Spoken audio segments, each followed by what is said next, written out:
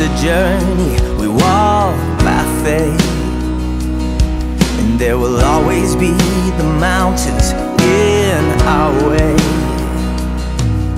But right here in this moment, may our strength be renewed as we recall what God has done and how we've seen Him move. If there's anybody here who's found Him faithful, anybody here who knows He's able, say amen. And if there's anybody here who's seen His power, anybody here brought through the fire, say amen. Anybody here found joy in the middle of sorrow, just say amen.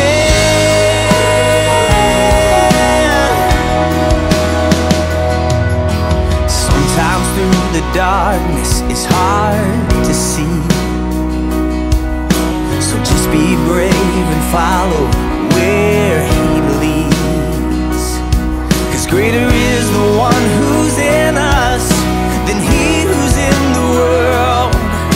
So child of God, remember, the battle is the Lord. Hey. Can we pray with you?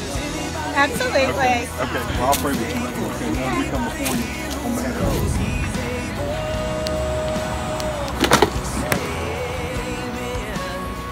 As you can see, basically every house, the water was about attic level high, and it's a total loss.